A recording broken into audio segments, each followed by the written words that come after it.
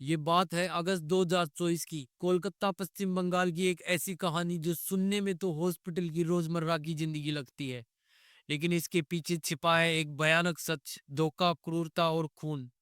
एक 31 साल की ट्रेनी डॉक्टर जो मरीजों की जान बचाने की कसम खा चुकी थी, उसी हॉस्पिटल में अपनी जिंदगी गंवा बैठी। कोलकाता हाई कोर्ट के अंदर अगस्त के महीने में गर्म दोपहरी, कोर्ट रूम में सन्नाटा, सिर्फ कागजों की सरसराहट और वकीलों की फुसफुसाहट। कोर्ट रूम के बाहर एक माँ और बाप, जिनकी उम्र लगभग 50 से 55 के आसपास होती है, चेहरों पर डर और गम लिए खड़े हैं। वो अपनी बेटी की हत्या और रेप के लिए याचिका दायर करने आए हैं। माँ साड़ी पहने हुए, आंखें सूजी हुई, कांपती आवाज में जज से कहती है, जज साहब, हमारी बेटी, वो तो बस मरीजों की जान बचाने गई थी, लेकिन किसी ने उसकी जिंदगी छीन ली। हमें पहले फोन आया कि वो बीमार है, फिर बोला कि उसने खुद अपनी जान ले ली, लेकिन हमें यकीन है हमारी बेटी ऐसा नहीं कर सकती।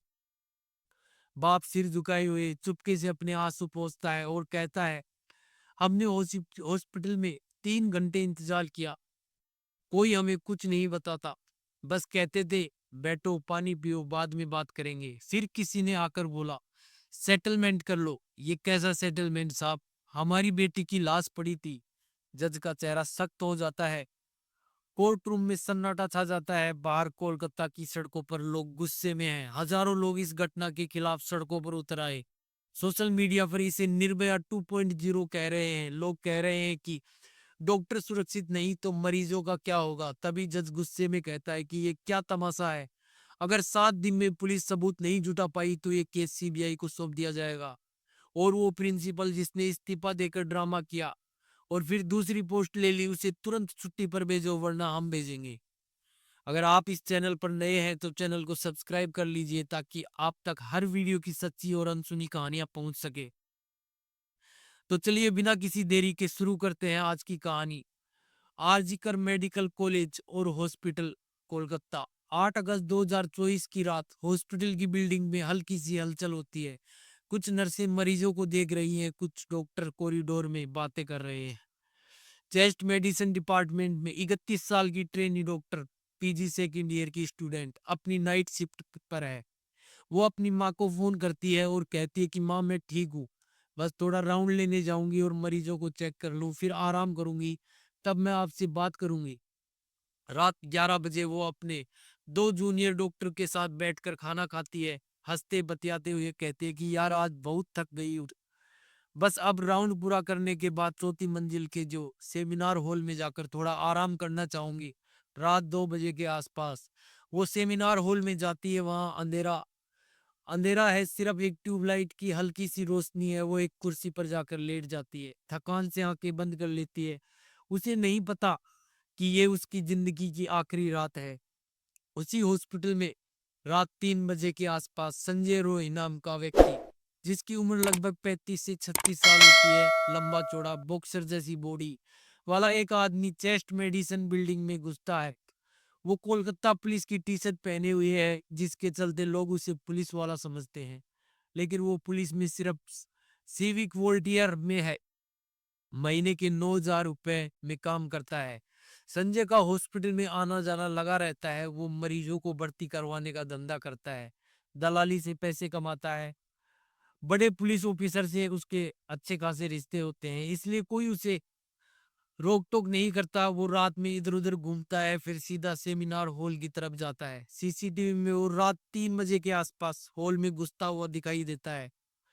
40 से 45 मिनट बाद सुबह 4 बजकर 37 मिनट पर वो उस हॉल से बाहर निकलता है। सीसीटीवी में उसका चेहरा साफ देखा जा सकता है, लेकिन वो बड़ा ही बेफिक्र होता है। उसे लगता है कि कोई उसे पकड़ नहीं सकता।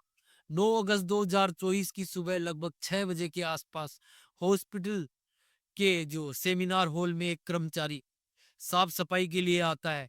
जैसे ही वो हॉल के अंदर घुसता है, अचानक उसकी नजर फर्श पर पड़ती है। वो चीख पड़ता है, वहां ट्रेनी डॉक्टर की लाश पड़ी है, खून से लथपथ, नीचे का हिस्सा नंगा, कपड़े फटे हुए, चेहरा, हाथ पैर हर जगह चोट के निशान, आंखों और मुंह से खून बह रहा है। कर्मचारी चीखता है, चिल्लाता है, बाहर की तरफ भागता है, कोई आओ, यहाँ पर लाश पड़ी हुई है, कोई मदद करो। हॉस्पिटल में हड़कंप मच जाता है। डॉक्टर, नर्स और सिक्योरिटी गार्ड सभी उस ओर दौड़ पड़ते हैं।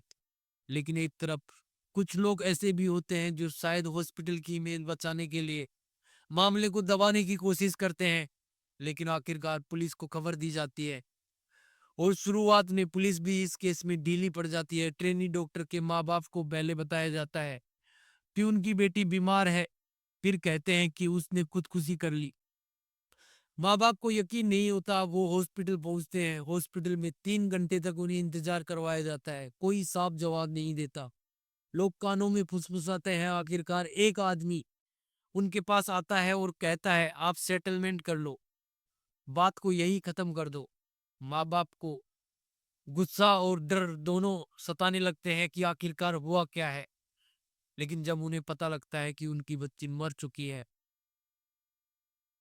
जब वो अपनी बेटी की लाश को देखते हैं, उनका दिल टूट जाता है। बेटी का चेहरा चोटों से भरा हुआ, आंखों में टूटे हुए चश्मे के टुकड़े, प्राइवेट पार्ट से खून बह रहा है। वो समझ जाते हैं कि ये खुदकुशी नहीं, ये एक हत्या थी।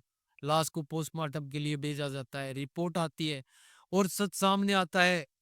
प्राइवेट पार्ट से खून बह रहा था। आंखों और मुंह से खून निकल रहा था। नाखून, पेट, बायां पैर, दायां हाथ, होठ, हर जगह चोट के निशान। गर्दन की हड्डी टूटी हुई थी।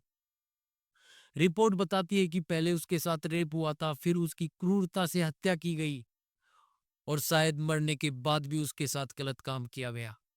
पुलिस को अब जो शक है गहरा होता है। वो सीसीटीवी फुटेज चेक करती है। फुटेज में जो संजय रॉय सेमिनार हॉल में घुसता हुआ और निकलता हुआ दिखाई देता है। लाश के पास एक ब्लूटूथ डिवाइस मिलता है जो संजय के फोन से मैच करता है। पुलिस उसे पकड़ने के लिए जाल बिछाती है। संजय एक पुलिस बैरक में सो रहा होता है। जब पुलिस उसे पकड़ती है तो उसके जूतों पर खून के धब्बे मिलते हैं। वो साफ करने की कोशिश करता है लेकिन फेल हो जाता है।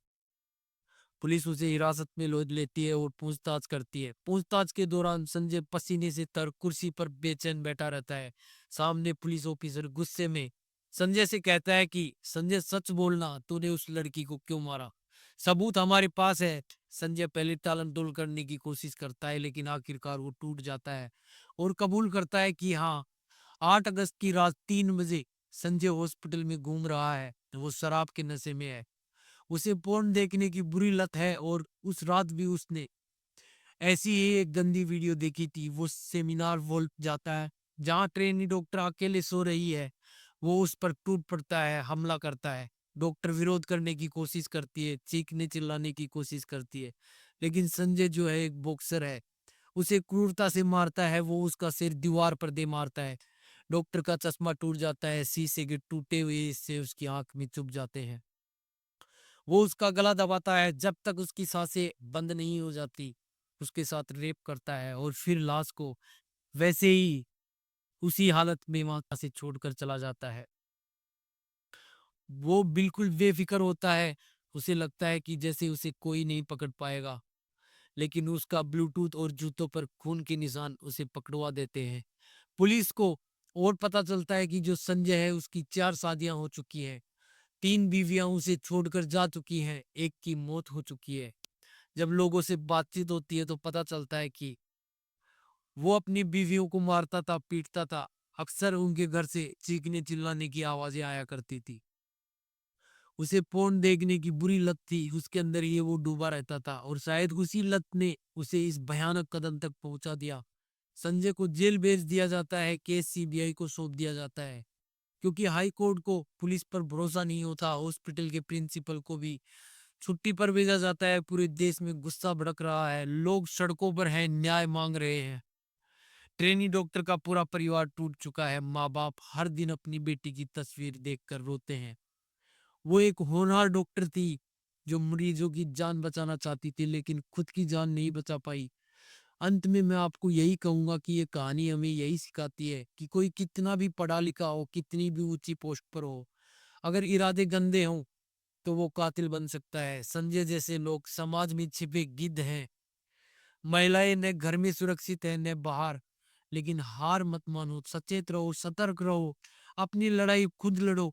अगर इस वीडियो को लेकर आपकी कोई राय या विचार है तो नीचे कमेंट बॉक्स में जरूर साझा कीजिए और जाते जाते चैनल को सब्सक्राइब करके बेल आइकन दबाना मत भूलिए, ताकि आपको हर नई सच्ची घटना और क्राइम अपडेट का नोटिफिकेशन सबसे पहले मिल सके। हम फिर मिलेंगे एक और अनसुनी सच्ची घटना के साथ।